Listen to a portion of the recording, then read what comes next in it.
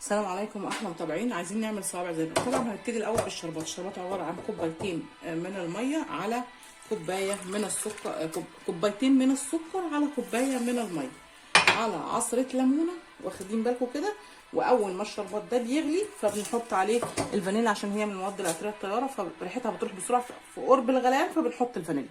هنرفع الشربات وبعد كده هنعمل الصوابع زينب او صوابع جيجي. غلي بنزل بكيس الفانيليا عشان من المواد العطريه الطياره. خلاص كده شكرا. وهنسيب بقى الشربات ونقفل. دي وقعت. خلاص كده وهنقفل عليه. خلاص هو الشربات كده تمام التمام، وهنقفل عليه يبرد ونبتدي نعمل الصوابع الزينب.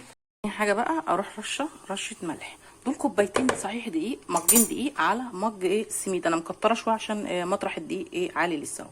تمام. على طبعا معلقه شوجر. ايه ده يا معلم لحسن يجيلك شوجر. وبعد كده بنحط ومعلقه الخميره، وابتدي اقلب المواد الجافه كده. يبقى مجين دقيق على مج سميد سيمولينا، دقيق سيمولينا اللي هو البسبوسه، دي البسبوسه. واقلبهم ورشه ملح ومعلقه سكر لا تذكر ولا تحكى. وابتدي بقى احط المواد اللي هي السائله. طبعا الخميره كان احادي بينشط بالميه الدافيه، بالاي ميه، اي سائل دافي مش شرط ميه، لبن، حليب، اي حاجه. المهم خلاص بقى هنزل بمج سمنه. انا مش هنزل بالمج كله، والسمنه تكون دافيه عشان بس انشط الخميره. هنشوف بس هتحتاج ايه، يعني الماده الدهنيه قد ايه، لان قلنا انا بتعامل مع المواد الدهنيه بحرص عشان اي دقيق بيشرب سمنه ما يبوظليش الدنيا. يكون بيشرب سمنه جامد ما يبوظليش. واقلبها كده واشوف هتحتاج بقيه المج الكامل ولا هنعمل ايه. هنشوف هنعمل بس لما اضغط عليها. خلاص هي خدت نص المج ما خدت. بصوا بقى بعرف بقى منين. اروح دايسه كده عامله الاختبار ده. خلاص تماسكت، يبقى مش هتعوز ماده دهنيه. ايه اللي انا هعمله بعد كده؟ هحط الميه الدافيه بردك بالتدريج. يعني افضل انسم لها ميه دافيه علشان انشط الخميره اللي عندي بالتدريج. ما تحطيش وتتهوري كده وتقولي لا ده انا مقدار الميه قد كذا، لا، حسب ما بتلمي معاكي العجينه. هنلم العجينه ونشوف هتعوز قد ايه ميه. انا العجينه دي بقى عباره عن عجينه خدت مني نص مج ميه دافي. خلاص لحد ما نشكل العجينه بقى، ومش هسيبها ترتاح. صوابع زينب او جيجي اللي هي طالعه جديده المتعارف عليها دي بتتشكليها على طول. هنشكلها بقى بالحاجات اللي هي الادوات اللي احنا بنشكلها. تمام. المهم كده نص ميه دافيه، والعجينه بقت جميله ومرنه معايا، وهنشكلها باحلى تشكيل ونقليها بعد كده. وطبعا السيرب طلعناه ودفي، قصدي هدي.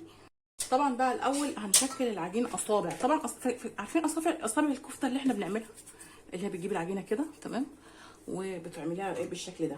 والتشكيل بقى عشان تشكل الاول بس نعملها الاول اصابع كده نخلصها، وبعد كده هنشكلها بقى الشكل المتعارف عليه لصوابع زينب او صوابع جيجي. بس انا ما بحبش الافتكاسات الجديده اللي هي بتبقى عباره عن مثلثات، لا نخلينا على بقديمه احسن.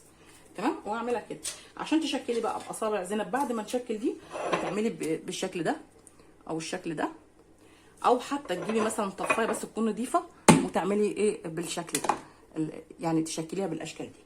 عندك 3 طفايل اهو. اختاري واحتاري بقى. نشكل بس الاول نعجنها، وبعد كده نشكل نصبعها وبعدين نشكل. خلاص بقى صبعنا تمام. هنبتدي بقى نضغط على المبشره وناخد الشكل المتعارف عليه كده ونلفها كده بالراحه عشان تبصم معانا الشكل اللي هو المتعارف عليه. تمام اهو. خلاص وبعد كده نقليه على الزيت. شكلنا بقى اصابع زينب زي ما انتم شايفين. وهبتدي بقى زيت طبعا حامي، وهبتدي اقليها لحد ما تتحمر. طبعا احنا عارفين بنعرف بنقلي ازاي لحد ما تتحمر وتاخد اللون اللي هو الاحمر القاتم على الوشين كده. تمام. وهبتدي بقى اقليها على الوشين. وبعد كده السيرب بيكون بارد. يعني احنا دلوقتي عملنا السيرب، بدأنا بالسيرب دلوقتي تقيل بارد.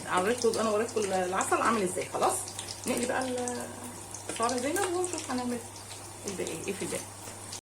خلاص بقى السيرب برد وقلينا الصوابع زينب، وهنبتدي ننزلها في الشربات، وهنديها التقليبه كده تمام عشان تدي اللون المتعارف عليه لصوابع زينب.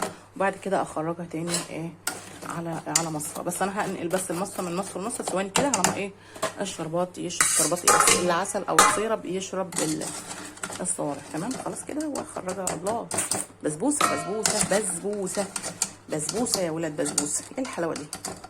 خلاص شفتوا بقى التكات. هنخلص بقى كل الباقي كده اللي احنا قليناه ونشوف بعد كده نقدمها. تمام. ده كان فيديو النهارده عن اصابع زينب او اصابع زيزي اللي بيقولوا عليها. بصراحه دقت منها بسبوسه يلا لو عجبك الفيديو سبسكرايب وتفعلي زر الجرس عشان يوصلك كل جديد. وكان فيديو النهارده عن اصابع زينب او اصابع زيجي. لا تنسوا الصلاه على رسول الله. السلام عليكم.